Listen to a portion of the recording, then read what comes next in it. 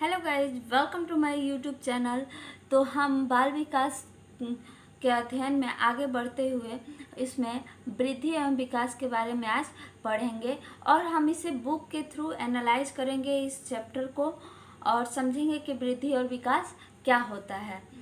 तो वृद्धि और विकास, चूँकि इसका जो इतिहास देखा जाए तो स्टार्टिंग में जो है इन दोनों का अर्थ एक ही समझा जाता था। विकास और वृद्धि, यानी कि वृद्धि मतलब विकास और विकास मतलब वृद्धि, अर्थात दोनों का मीनिंग एक साथ लिया जाता था। तो जैसे जैसे इसका अध्ययन विस्तृत हुआ, अध्ययन आगे बढ़ा बाल विकास का, वैसे वैसे आगे बढ़ते हुए इन दोनों के अलग अलग अर्थ को समझा गया। तो कह सकते हैं कि वृद्धि और विकास दो अलग अलग प्रत्यय हैं जो संसार के सभी सजीव प्राणियों में पाए जाते हैं। सजीव प्राणी अर्थात जिसमें जीवन हो, चाहे वे सूक्ष्मतम एक कोशिकीय जीव हो या बहुकोशिकीय। एक कोशिकीय जैसे कि जीवाणु हो गया, अमीबा हो गया, ये सभी क्या है, एक कोशिकीय जीव है। बहुकोशिकीय जीव जैसे कि पेड़ पौधे, मनुष्य, जंतु, ये सभी क्या हो गए, बहुकोशिकीय हो गए। और इन सभी प्राणियों में क्या पाया जाता है, वृद्धि और विकास दोनों समान मात्रा में पाया जाता है। और आगे बढ़ते हुए गर्भधारण के बाद से ही गर्भस्थ शिशु में वृद्धि और विकास आरंभ हो जाता है और यह जन्म से लेकर मृत्यु तक अविराम चलता रहता है। चूँकि मैं इस लाइन को सही नहीं कहूँगी, क्योंकि जो वृद्धि और विकास से आरंभ तो हो जाता है लेकिन वह मृत्यु पर्यंत तक जो वृद्धि है वो नहीं चलता है। विकास तो चलता है बट वृद्धि जो है ये केवल किशोरावस्था तक ही चलता है। हम वृद्धि को डायरेक्ट इसके अर्थ को समझते हैं कि वृद्धि का अर्थ क्या है। ओके, तो देखते हैं वृद्धि के अर्थ को। तो वृद्धि क्या है, तो वृद्धि का अर्थ होता है बढ़ना या कह सकते हैं दूसरे अर्थ में फैलना भी इसे हम कह सकते हैं वृद्धि को। तो वृद्धि परिमाणात्मक परिवर्तन से संबंधित है। तो मैं इसके अर्थ को आपको बिल्कुल आसान भाषा में समझाऊंगी, आपके अपने बोलचाल की भाषा में समझाने का पूरा अपना प्रयत्न करूंगी। तो वृद्धि परिमाणात्मक परिवर्तन से संबंधित है। परिमाणात्मक मतलब जिसका परिणाम प्राप्त हो, अर्थात जिसका संख्या प्राप्त हो, जैसे कि वो संख्यात्मक रूप में हो। संख्यात्मक रूप में अर्थात कि जिससे संख्या प्राप्त हो, वही बात मैंने बताया। जैसे कि फॉर एग्जाम्पल, अगर शिशु का जो जन्म होता है तो उसकी लंबाई कितनी है, तो एक शिशु जब नवजात शिशु होता है तो उसकी लंबाई 18 से 20 इंच की होती है। तो ये जो हमें परिणाम प्राप्त हुआ है ये क्या है, संख्यात्मक रूप में है, ये परिमाणात्मक रूप में है, इसे हम देख सकते हैं। और ये जो परिवर्तन होगा वृद्धि में, जैसे जैसे एक शिशु की आयु बढ़ेगी वैसे वैसे जो है इनमें वृद्धि होती जाएगी।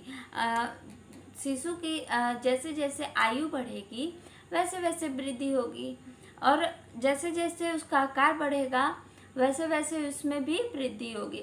चूँकि आगे देखते हैं, जैसे कि आकार में बढ़ना, संरचना में बढ़ना, अर्थात वृद्धि शारीरिक रचना और शारीरिक परिवर्तन की ओर संकेत करती है।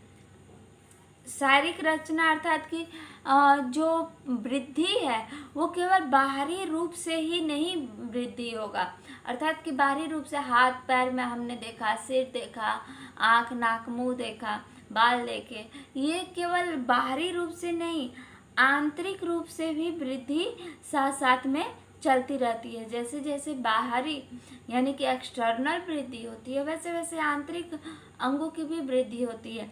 जैसे कि हृदय का हो गया, सिर का हो गया, अंदर जो ब्रेन है उसका हो गया, आपके हृदय होंगे, यकृत हो गया, स्टमक हो गया, छोटी आंत, बड़ी आंत, जो वेंस है, आर्टरीज है, इन सभी का जैसे जैसे आयु बढ़ती है वैसे वैसे लंबाई बढ़ती है, वैसे वैसे वजन भी बढ़ता है और वैसे वैसे बाहरी बदलाव के साथ साथ अंदर जो आंतरिक बदलाव है, जैसे कि जो अब जब बच्चा छोटा होता है तो उसकी जितनी मुट्ठी बंद होती है उतना बड़ा उसका हृदय होता है। लेकिन जब हम बड़े हो गए हैं, जैसे कि मेरी मुट्ठी जितनी जो है बन रही है उतनी ही मेरे हृदय की आकृति होगी। लेकिन एक छोटे बच्चे की जितनी उसकी मुट्ठी बंधेगी, मुट्ठी बांधने के बाद जो आकृति होगी उसके हृदय की आकृति उतनी होगी। अर्थात कि जैसे जैसे शरीर का विकास होता है, जैसे जैसे वृद्धि होती है, वैसे वैसे हमारे आंतरिक अंगों में भी वृद्धि, उनका आकार में, उनके रचना में वृद्धि होती है। ओके, तो इसी को कह रहा है कि शारीरिक रचना और शारीरिक परिवर्तन की ओर संकेत करता है। किसी भी प्राणी में विकास पहले तथा वृद्धि बाद में होती है। विकास पहले से तात्पर्य क्या है? विकास पहले अर्थात कि हम इसे इस तरह समझते हैं कि किसी भी जो है शिशु को जन्म लेने के लिए, एक मनुष्य को जन्म लेने के लिए सबसे पहले कोशिकाओं का मिलना जरूरी है। और वो कोशिकाएं कौन कौन सी हैं? तो फीमेल का अंडाणु,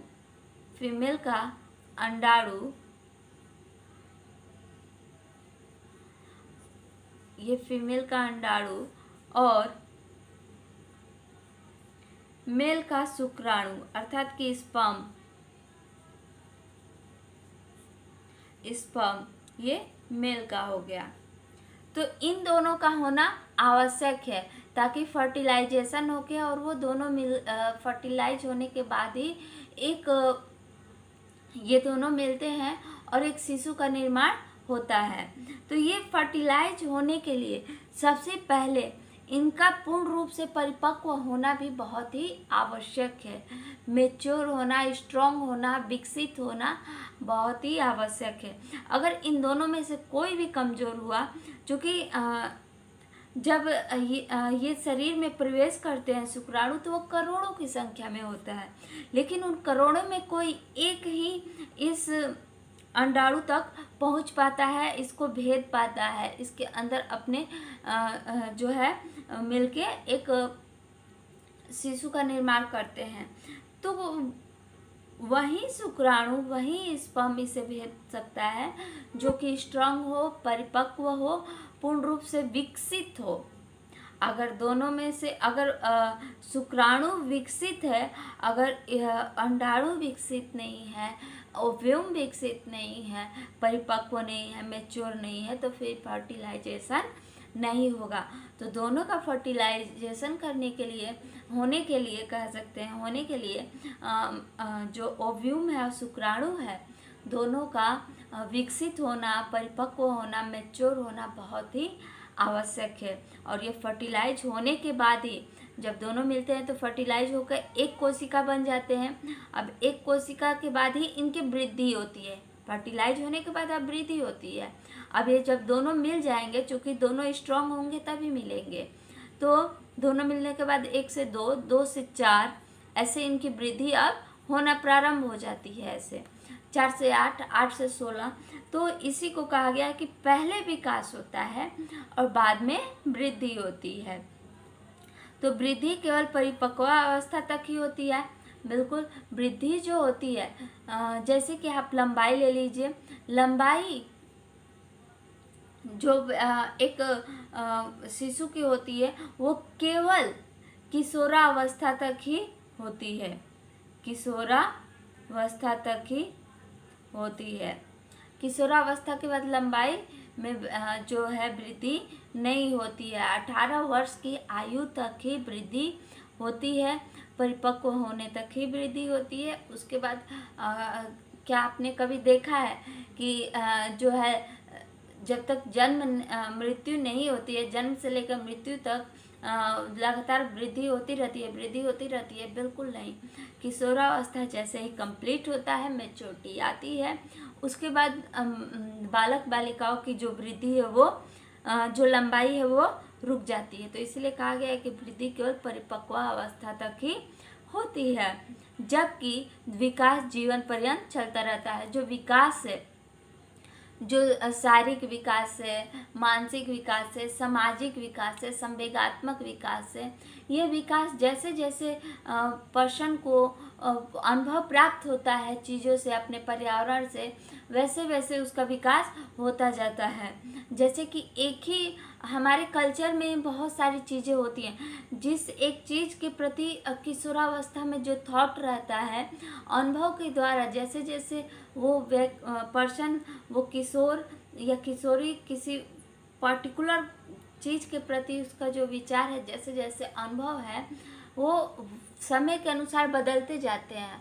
अर्थात उस पर्टिकुलर वस्तु के प्रति उनके जो है विकास होता जाता है। तो वो जीवन पर्यंत, या अर्थात कहा भी जाता है कि जो मनुष्य है जब तक जीवित रहता है कुछ न कुछ सीखता है। तो इस आगे बढ़ते हुए देखते हैं हरलॉक ने क्या कहा है। चूँकि हरलॉक कौन है, ये एक फीमेल है, ईवी हरलॉक।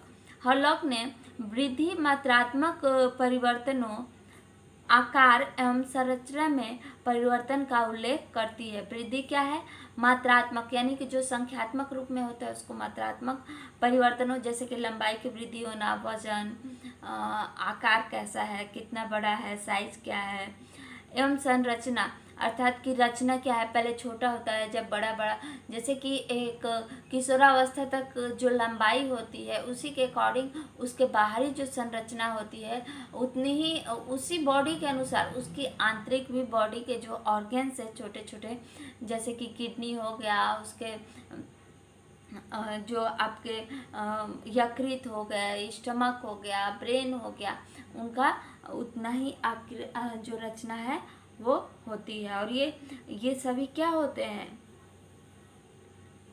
एक पर्टिकुलर एज में जाके ये सभी रुक जाते हैं। और वो एज क्या है, किशोरावस्था, अर्थात कि परिपक्वावस्था प्राप्त करने तक ये वृद्धि करते हैं, उसके बाद रुक जाते हैं। इस पैराग्राफ में वही चीज़ें हैं जो मैंने आपको ऊपर समझाया है। अगला आते हैं, मैं आपको पूरा कोशिश करूँगी कि इसे आम भाषा में समझा सकूं। बालक के मस्तिष्क की जैसे जैसे वृद्धि होती है वैसे वैसे उसके सीखने, तर्क करने तथा याद कर रखने की क्षमता बढ़ती जाती है। अर्थात बालक जब शिशु होता है तो वो अभी अपने आप को समायोजित करता रहता है। जब बालक धीरे धीरे जैसे उसका विकास होता है, उसके शरीर की वृद्धि होती है, उसके आंतरिक अंगों की वृद्धि होती है, जैसे कि 1 वर्ष का बालक और 6 महीने के बालक में बहुत अंतर होता है। इसके खेलने का जो तरीका है और 1 वर्ष के बालक के जो खेलने का तरीका है, दोनों में अंतर पाया आप देखेंगे। ऐसा क्यों? क्योंकि दोनों का ब्रेन का विकास क्या है, 6 महीने में अभी वो छोटा है और ये बड़ा हो गया है, अर्थात इसका ब्रेन थोड़ा और विकसित हो गया है। तो इसी को कहा गया है कि जैसे जैसे उसकी वृद्धि होती है वैसे वैसे मस्तिष्क की वृद्धि होती है, उसको सीखने, तर्क करने, याद करने, रखने की क्षमता क्या होती है, बढ़ती जाती है। अर्थात कि बालकों की जैसे जैसे वृद्धि होती है उनका जो है किसी भी कार्य के प्रति कौशल, उनका वृद्धि सब बढ़ता जाता है। बालक में तर्क करने की क्षमता आना उसके मस्तिष्क की वृद्धि का ही परिणाम है। वृद्धि का प्रक्रिया विकास की भांति निरंतर नहीं चलता है, बल्कि एक निश्चित अवधि तक ही चलता है। बिल्कुल, मैंने आपको बताया कि जो विकास होता है, जब तक व्यक्ति जीवित रहता है तब तक कुछ न कुछ सीखता रहता है और वही विकास होता जाता है, जबकि वृद्धि केवल परिपक्व अवस्था तक ही रहता है और तत्पश्चात वृद्धि की दर क्या हो जाती है, शून्य हो जाती है। बालक में वृद्धि गर्भधारण से लगभग 2 सप्ताह बाद प्रारंभ होती है। जब वो एक शिशु का रूप धारण करने लगता है धीरे धीरे, उसमें ये यहाँ पे आप कंफ्यूज मत होइएगा। गर्भधारण के 2 सप्ताह बाद इसलिए इसने कहा है क्योंकि 2 सप्ताह बाद ही शिशु में जो है धीरे धीरे उसमें वृद्धि होने के बाद ही उसमें जान आता है, अर्थात कि उसमें जीवन आता है। तो इसीलिए गर्भधारण के लगभग 2 सप्ताह बाद ये प्रारंभ होती है और 18 वर्ष की आयु तक लगभग समाप्त हो जाती है। शैशवावस्था से लेकर आरंभिक बाल्यावस्था तक वृद्धि तीव्र गति में होती है। ध्यान रखिएगा कि जो शैशवावस्था है वहाँ से जो होती है तीव्र गति में होती है। इसमें उतार चढ़ाव, वृद्धि में भी उतार चढ़ाव होता है और विकास में भी उतार चढ़ाव होता है। तो शैशवावस्था से लेकर आरंभिक बाल्यावस्था तक तीव्र गति से वृद्धि होती है। उसके बाद धीरे धीरे वृद्धि की गति धीमी पड़ जाती है। फिर देखिए फिर युवावस्था प्राप्त करने के बाद, अर्थात कि फिर जो है युवावस्था प्राप्त करने का अर्थात कि किशोरावस्था में फिर ये क्या हो जाती है, तीव्र हो जाती है। और फिर वो जैसे ही वो किशोरावस्था कंप्लीट होता है वो धीमी पड़ जाती है और उसके बाद ये शून्य हो जाती है। जो वृद्धि है, जो लंबाई है, जो आकार है, जो परिवर्तन है मात्रात्मक रूप में, वो शून्य हो जाती है। तो क्या कहा है इन्होंने, इसमें क्या कहा गया है कि जो शैशवावस्था से बाल्यावस्था तक है तब तक वृद्धि होती है, बहुत तीव्र होती है, उसके बाद धीमी पड़, ऐसा नहीं है कि रुक जाती है, लेकिन वो धीरे धीरे होती है। फिर अचानक से वो जैसे ही किशोरावस्था है अर्थात कि बेहद संधि पार करता है, तो वैसे ही किशोरावस्था में ये तीव्र हो जाती है। आपने देखा भी होगा कि किशोरावस्था में बच्चे बहुत एक्टिव हो जाते हैं और बहुत तेज़ी से उनके अंदर परिवर्तन, उनके लंबाई में, उनके आकृति में, आकार में परिवर्तन देखने को मिलता है। तो ये तीव्र होती है, उसके बाद जैसे ही ये कंप्लीट हो जाती है उसके बाद ये शून्य हो जाती है, समाप्त हो जाती है। वंशानुक्रम और वातावरण दोनों ही वृद्धि को प्रभावित करते हैं। बिल्कुल, जो वंशानुक्रम है, वंशानुक्रम कैसे प्रभावित करती है? अगर लंबे माता पिता हैं तो उनके बच्चे क्या होंगे, लंबे होंगे। बिल्कुल जो है हेल्दी माता पिता है तो उनके भी बच्चे क्या होंगे, हेल्दी होंगे। तो चूँकि इसमें कभी कभी अपवाद भी होता है कि लंबे माता पिता के बच्चे नाटे हो जाते हैं और नाटे माता पिता के बच्चे लंबे हो जाते हैं, ये अपवाद होता है। लेकिन चूँकि ये वंशानुक्रम से चलता भी है कि जैसे उनके वंश में जो चीज़ें होंगी, जैसे शरीर की आकृति होगी, वैसे ही शिशु की भी किशोरावस्था प्राप्त करने तक उनकी आकृति होगी। और वातावरण अर्थात कि अगर जो शिशु है बहुत हष्ट पुष्ट व्यक्ति का, पर्सन का बालक है, अगर उसको सही वातावरण नहीं प्राप्त किया गया, उसको सही देखभाल नहीं की गई, उसके साथ सही बर्ताव नहीं किया गया, उसके साथ हीन भावना रखा गया, उसका पालन पोषण सही से नहीं किया गया, तो फिर उसका वृद्धि क्या हो जाएगी, तभी उसकी वृद्धि रुक जाएगी। तो इसीलिए वंशानुक्रम इन दोनों का 50-50 होता है। वंशानुक्रम भी उतना ही योगदान देता है, वातावरण भी उतना ही योगदान देता है। दोनों ही वृद्धि को प्रभावित करने का महत्वपूर्ण कारक है। जो चीज़ें हमने ऊपर पढ़ी हैं सेम टू सेम वही चीज़ें यहाँ पे लिखी हुई हैं। तो वृद्धि में इतना ही। नेक्स्ट वीडियो में हम विकास के बारे में समझेंगे।